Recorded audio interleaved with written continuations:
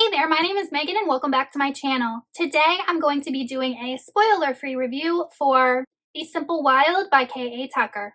The Simple Wild is an adult contemporary romance, which isn't a genre that I normally gravitate to. The reason that I chose to pick this book up is because it has a lot of really good reviews. I had also heard that it was very atmospheric. It takes place in Alaska, which is a place that I have not been, but I've always wanted to go. And I'm a sucker for books that are very atmospheric and take places in parts of the world that I do want to visit eventually. Since I don't read a lot of romance, I also picked this book up because I heard that it had a subplot that had to do with reconnecting with a parent and grieving. So first I'm going to give you a brief summary of what this book is about, and then I'm going to go into things that I liked and then things that I didn't like so much. In The Simple Wild, we follow 26-year-old Kala, and Kala lives in Toronto, Canada, and she is the quintessential city girl. In the beginning of the book, we find out that she loses her job in risk management at a big bank. We then get introduced to her family. Kala has a really great relationship with her mother, and then she has a really great relationship with her stepdad, who is a psychiatrist. Kala still lives at home, and her parents like for her to live at home, and she really doesn't have any responsibilities. Everything is paid for. She doesn't pay rent. She is kind of spoiled with regards to what she's responsible for in life, and she's definitely, in my opinion, a little bit high maintenance. We also learn in the beginning of the book that Kala's father lives in Alaska, and he and Kala's mother were married at one time, but Kala's mother, like her daughter, is a city girl, and the father and mother ended up separating. Kala's dad remained in Alaska, and in Alaska he runs a small airline that delivers supplies to the small villages in Alaska. Kala and her father do not have a good relationship. When Kala was in the 8th grade, he promised that he would come to Toronto for her 8th grade graduation and ended up canceling. And the only relationship that they really have are over the phone. And as Kala has gone through teenage years and early adulthood, they really don't talk. So she thinks that her father just doesn't care at all about her. One day, Kala learns that her father has been diagnosed with lung cancer, and a woman named Agnes calls to tell her this and invites her to Alaska to spend time with her father before he goes for treatment in Anchorage. I'm going to start with the things that I liked about The Simple Wild. So, like I said earlier, I really like books that are atmospheric, and K.A. Tucker definitely created a very atmospheric read. I really felt like I was there in Alaska, and she created a town called Bangor, Alaska, which does not exist. And I actually read about why she decided to create a fictional town, and she said that she didn't want to portray parts of Alaska incorrectly, so she thought that she could kind of do research and gather as much information about the small towns in Alaska as she could and then create her own so that she didn't have to worry about getting any facts wrong. So Bangor doesn't really exist, but she did draw influences from actual small towns in Alaska, and I felt, based off what I know and what I researched, that she did a really good job, and I definitely felt like I was there, and it was definitely a stark contrast to the way that Toronto or any big city was described, and she definitely portrayed the differences and the hardships that are faced by the people that live in such a rural part of North America. Another thing I liked about The Simple Wild was the side characters. It's very rare for me to fall in love with side characters because, I mean, they're side characters, they're not who you focus on. But this book has amazing side characters. We have a woman named Agnes, who is an Alaskan native, and her daughter Mabel, who is 12. We have all the pilots and employees that work for Alaskan Wild, which is the airline that her father runs. So these side characters, especially Agnes and Mabel, were absolutely a joy to read about, and they were just great characters. Mabel was the typical 12-year-old who was excited and interested in everything, and then Agnes was just a friendly, patient, loving woman who just wanted to see relationships brought back to life and just wants to see Kala and her father reconnect. So she was just kind of like a good soul and one of my favorite characters in the book.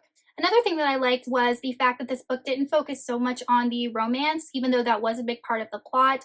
One of the reasons that I picked it up was to read about Kala reconnecting with her father. So it is definitely a great book because we see people who are forgiving one another for hurting them in the past. We're seeing misconceptions cleared up, and we're seeing themes of the importance of family and the importance of love and forgiveness and how that can affect our lives. So I really, really enjoyed reading about those themes. Even our protagonist, our main male character Jonah, had dealt with death and grieving and regret and unforgiveness in his life, and he was able to attest and witness to the fact that if Kala did not forgive her father for how he hurt her when she was younger, then she would regret it her whole life. So I love books that encourage forgiveness because that is such a big thing in our culture. It is easy to be hateful and unforgiving. So I really liked that K.A. Tucker took that on and showed that yes, we are able to forgive and rebuild relationships. So I thought that was very wonderfully done. Now I'm going to go on to the things that I didn't like.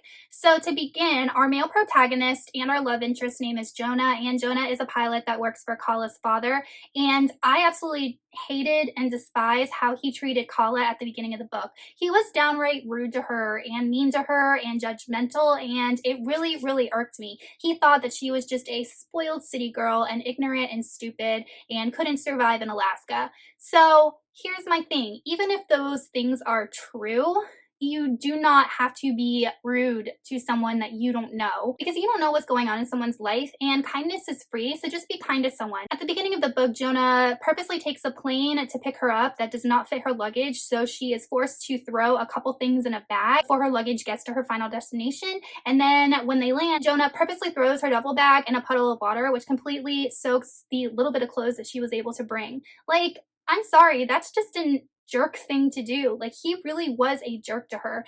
And another thing that really bothered me is that we learned that Jonah was born in Alaska but grew up in Las Vegas. Las Vegas is a huge metropolitan area in the United States and a big city, so it's not like he could not relate to Kala being a city girl because he grew up in a big city. So in my point of view, I would say, okay, why don't you empathize with her? Why don't you show compassion towards her, because you understand what it's like coming from a big city to rural Alaska. But he was just completely awful and judgmental. So unfortunately, I cannot excuse that behavior, but Kala decides to do that. And on the flip side, Kala was also judgmental towards Jonah. And as the two get to know one another, they do see that their initial judgments were wrong, and not all of them were wrong. And the ones that weren't wrong, they were able to look past and forgive. But I just don't agree with treating someone rudely and with malice when you could just show them kindness and empathy, because you don't know what they're dealing with. I did grow to like Jonah a little bit more as the series progressed, because we did see that he had a good heart and a kind side, and he did help people in need, and he did go out of his way to be selfless at points for people that were important to him. I just wish he would have shown those characteristics to someone that he didn't know and wasn't important to him, because it's easy to be kind to people that you like and love, and it's hard to be kind to people that you don't like or love or even know. So I just wish that he would have shown those traits towards Kala at the beginning.